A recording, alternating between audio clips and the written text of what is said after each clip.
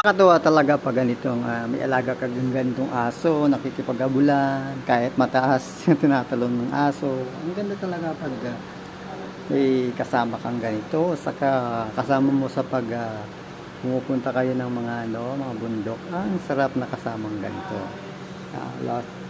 Mga asong ganito, yung mga mahilig makipaglaro.